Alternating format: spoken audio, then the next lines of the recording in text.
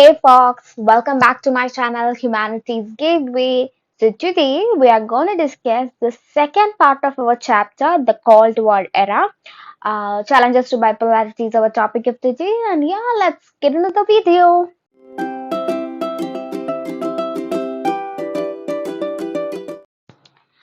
Before moving into the portion, let's have a quick recap. And the first topic we discussed last day was the Cold War, and we had well stated that the Cold War is an ideological conflict, and the two ideologies are liberal democracy and capitalism, and socialism and communism, followed by US and USSR respectively.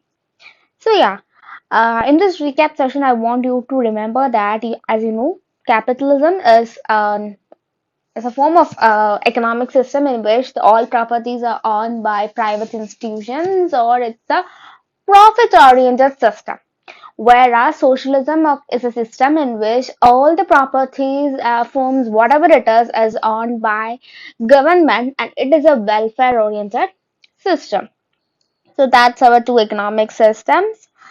And that's it about that system. Okay, and US follows capitalism and USSR follows the so-called socialism. So after this, what we can see, after the Second World War, most of the Europe was like thriving to develop and just to mend all those financial crises they were facing. And as you know, Japan was also not in a good condition. So the only two superpowers left was US and USSR, and that led to the Cold War.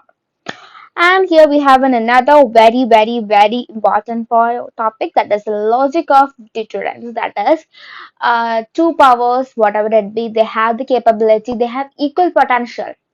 So here this logic of deterrence deals with nuclear deterrence. So here it's well stated that two powers, they have enough nuclear potential and more than enough nuclear potential, but they will not use it because both of them are aware of the fact that if any one of the power attacks the other, the victim will have enough power to destroy the attacker. So that's it. So they will never use this nuclear potential. Then we were discussing about the emergence of two power blocks. So in this topic, we were discussing that there were a lot of allies for US and USSR. Why were this there? Why were the need of this allies? Or why there were allies? That's a question. The answer of this question is allies come to the superpowers for the protection, weapons, and for economic aid. And this division was well shown in the Europe, where the Eastern Europe went to USSR and the Western Europe supported USA. So, and thus it stated a division into the division of the world, or just an emergence of two power blocks. And as you know, first world countries and second world countries. First world countries are those supports USA, which is here not given, I think. Yeah, here it is given. The countries given in yellow are called first world countries, and this red is called second world countries. The third world countries are those countries which are not in either of the sides. So that's it. And then we were discussing about the arenas of the Cold War. And before the arenas of the Cold War, here is the reason why the superpowers need allies. Now, earlier we were discussing about why the allies need the superpowers. Because for the protection, weapon, and economic aid. And the superpowers also need allies. That is for the following reasons. That's for vital resources. Another one is like territory to launch weapons, location to spy on each other, and economic support like collecting tax from them and so that. And arenas of Cold War. What do you mean by arena? We had discussed earlier that arena specifically means a domain or sphere. So here we will be discussing about this domain or sphere or the impact of Cold War. So we were having three things here: Korean War, Berlin and Congo crisis. And not down there also, this is very important and it can be asked for a timeline. Okay, so study it well, okay, remember it very well. And these were the arenas, and one of the most important arena of Cold War is Cuban Missile Crisis. And again, recapping this Cuban Missile Crisis is very simple. Just remember, Fidel Castro was a leader who was ruling, he's a communist leader who was ruling Cuba, and in his time he was attacked more than 15 or 16 times by the US, and for the security of this Cuba, Soviet Union turned Cuba into a Russian base and they launched weapons there like nuclear weapons there, missiles in Cuba. And America came to know about this fact only 3 weeks later.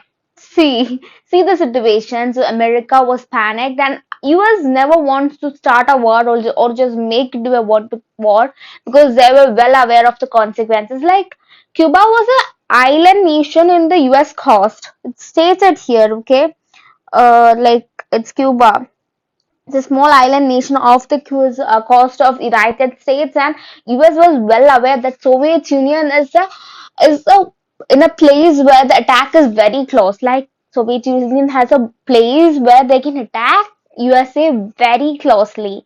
So US was well aware of the risk. So that's why they never wanted to turn this into a war. What they really wanted was to make it like compel USSR to back out. That's what they were doing. They were blocked the Russian ships, and after a few days, the Russian ships just moved back to Russia, and that's how the Cuban Missile Crisis ended.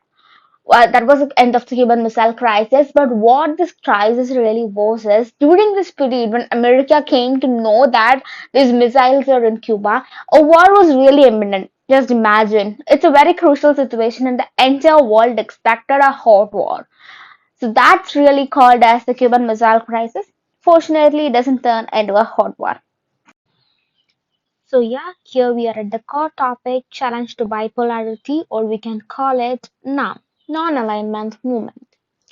So basically, there was a division in the world. The entire world was like turned into two parts, one supporting US and another supporting USSR. There were two power blocks. We call that like first world countries and second world countries. So this NAM, it provided an opportunity for the newly decolonized countries of Asia, Africa, and Latin America, a third option, not to join either alliance. Like the newly independent countries, they never wanted to put their freedom in stake, obviously. They just got their freedom back with a long movements, fights, and it took years and years to gain it back from the imperial powers, and now they are having like ideological conflict and they are dividing the world into two. Who will be ready to give their freedom? Like for them, that was like giving up their freedom. Okay, so they never wanted to join either of the alliance. They wanted another option, and NAM provided it.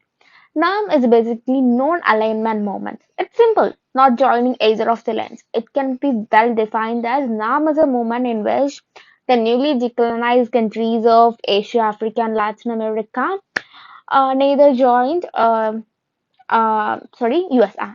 and not USSR, and just remained independent. That is non-alignment movement. So how non-alignment movement formed? Okay, it's basically from the friendship of three leaders supported by another two leaders. Okay, so it is a point to be highlighted. Yugoslavia's Joseph Broz Tito, India's Jawaharlal Nehru, and Egypt's leader Gamal Abdel Nasser. So NAM was founded by, or NAM came up by the friendship of these three leaders supported by Indonesia's Sukarno and Ghana's Kwame Nkrumah. So these were the five leaders also called as five pillars of NAM. Okay, so as you know, it is very important. It can be asked for your boards or for CUET. It's a must question. It's like it will be asked for the match the following, and this was a repeated question. Many of my friends and I also had the same question for match the following. So it's a very important portion. Okay, just mark it and study it. There is no exception in this. Okay, and yeah, these five leaders are very important. Don't forget to learn them. Yugoslavia's Josip Broz Tito, India's Jawaharlal Nehru, and Egypt's leader Gamal Abdel Nasser, Indonesia's Sukarno, Ghana's Kwame Nkrumah. So, coming about the first summit of NAM was in Belgrade in 1961. It is also very important, and here we had the latest summit in Azerbaijan in 2019, and the first one had 25 members, whereas the latest one had 120 member states and 17 observer countries. This can be asked for a timeline, okay? So this one and this one is also very important. And so here we can discuss about like the three reasons how NAM formed, or like there will be a many reasons. Like the reason is like they wanted a third option, and there will be many circumstances which led to the formation of there's a movement called NAM, or this organization. Okay, so these are the three reasons. It is also very important. See, cooperation among the five countries, these five countries obviously, and second one was growing for World War tension and its arena. See, now these World War was like just spreading its impact. It was like it was not a hot war like US and USSR were coming into face to face and making a war. No, it was not like that. But it was moving its impact from one place to another. First, it was in Korea, then moved to Berlin, then to Congo. So, like, it was moving its allies. Like, there was a lot of places which became an arena of Cold War, like Vietnam, Afghanistan. There were a lot and lot of places. Okay, so being a part of agent of this alliance was like putting their freedom at stake as the first point. And second one is it literally makes a lot of issues. Obviously, we will be having to face a civil war or like some sort of incidents in our country continuously in our nation. Okay, so there were a lot of tensions in the world, obviously. And the third point was the dramatic entry of decolonized African countries. So now there was this decolonized African countries literally mean that now the members increase. There is not just some countries like this five founding states. No, now there are more African countries. They want a third option. So they can join in this now. So these are the three reasons why NAM came into existence, or we can see that NAM succeeded in coming into existence. Okay, so then study this Belgrade conference and the years of Belgrade conference. That's the first one, and the latest summits. Okay, study these two dates of these two summits. Okay, then we will be having two popular criticism of NAM, that is isolationism and neutrality. Okay, so what is isolationism? Isolationism is a system in which like staying away from everything, staying away from the world affairs. Okay, just we will be like inward looking strategy. We will be just looking into our own world. We will be not looking what happens around the world. Okay, that is called as isolationism. So there was a criticism that NAM was an isolationist policy, but it is wrong. Actually, isolationism was followed by America after the American War of Independence in 1787. America was following the policy of isolationism from 1787 to the First World War. But non-aligned countries were not like that. They played an active role in mediating, like in the Korean War. We had said that the NAM countries, non-aligned countries, were in the foremost position in mediating. So they were like to end war, to start cooperation. They were like effectively working. They were not following the isolationist policy. And second one is neutrality. It's like not supporting any of the side, or like not helping any side. It's neutrality. Or just they never want even to make discussions or work to end war. But non-aligned countries were not like that. They work to end war, and also they work to spread peace and cooperation. Okay, so that was also not neutrality. Okay, so now we are moving to a brand new topic, new international economic order. So the thing is, most of the non-aligned countries were least developed countries or economically backward countries. This is very simple. Why? Why these non-aligned countries were economically backward countries? It's very simple, because their economic resources were continuously exploited by the imperial power, and now they are dependent on the imperial powers for or these developed countries. Mostly the developed countries are the imperial powers. Okay, so now they're depending on those imperial powers for their financial aid. So this will put their freedom at stake by time. So if this non-aligned countries should become completely independent, they want to gain their financial or economic independence. So for that fact, the non-aligned countries put forth the idea of this new international economic order. Okay, so this originated with this realization, which realization that the least developed countries should gain their economic independence, that without sustained developed, a country could not be truly free, and the least developed countries should attain that sustained development. Okay, so and we can see that the please highlight that. Okay, the United Nations Conference on Trade and Development brought out a report towards a new trade policy for development in 1972. Okay, the the United Nations Conference on Trade and Development brought out a report in 1972 entitled Towards a New Trade Policy for Development. Okay, this report shows this idea of the new international economic order, and these are following clauses or phrases in this new international economic order. Okay, the first one is that give the LDCs control over their natural resources exploited by the Western countries. So, in some countries, still their resources are exploited by the developed countries or the former imperial powers. So now, the first clause in this report is that the LDC should be given their complete control over their natural resources. Second one is they should have access to this Western markets to sell their products, and therefore more trade beneficials. Okay, that means earlier we know that the less developed countries are not given the right to sell their. Okay, how can they resist this less developed countries from selling products in their countries? It's by the tariff. Okay, so the tariff for the for selling products in this Western countries is very high for this least developed countries, so they're not gonna gain any profit. So these countries will not sell anything in these countries.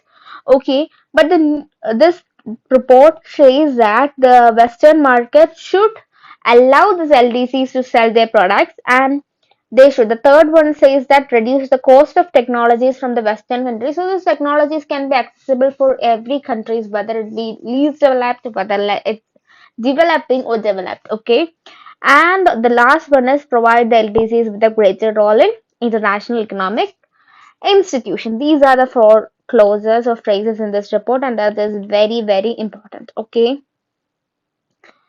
And gradually, the nature of non-alignment changed to an economic pressure group. Okay, that's the thing. It's stating that it changed to a economic pressure group. But in by the 1980s, the new international economic order initiative had faded mainly because of the step opposition from the developed countries. So now we are coming to our last topic, I guess, India and the Cold War. Okay, we will be saying that as a leader of NAM, India's response to the ongoing Cold War was twofold.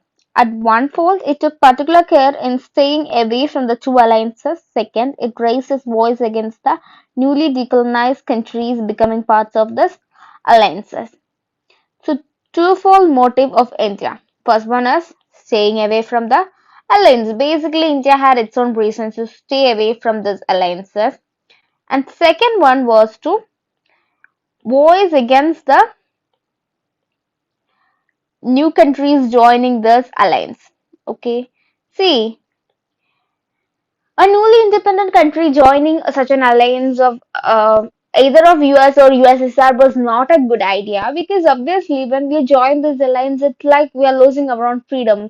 We want to work in support with this countries, a superpower. So India refused to join, and it moved away, it stayed away this alliance. It raised its voice against those countries which joined the alliance, like newly independent countries. So, and India's policy was neither negative nor passive. Okay, and Nehru stated it every time that it was not a fleeing away. Like we already discussed, it was not neutrality and it was not isolationism. NAM was not neutrality and isolationism. And India was not fleeing away from this world issues. Okay.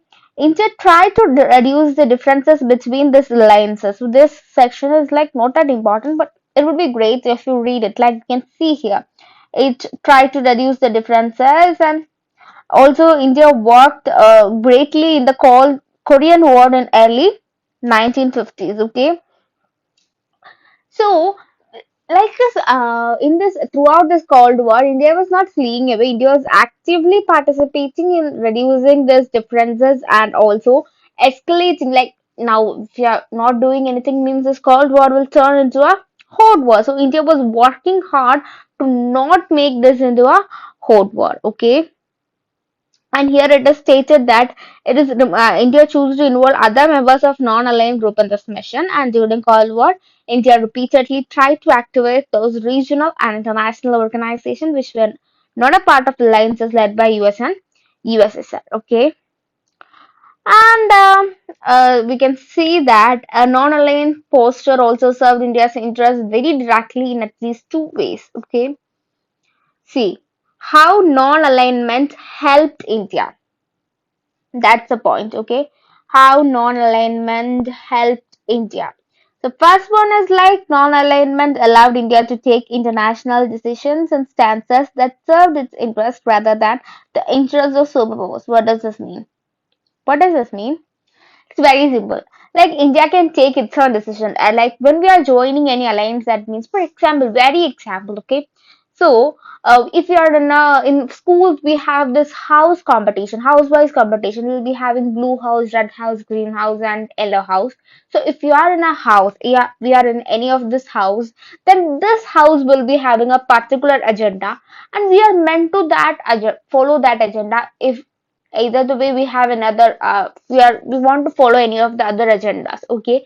Similarly, if we are in an alliance, we want to follow the principles of the that alliance in common or in general.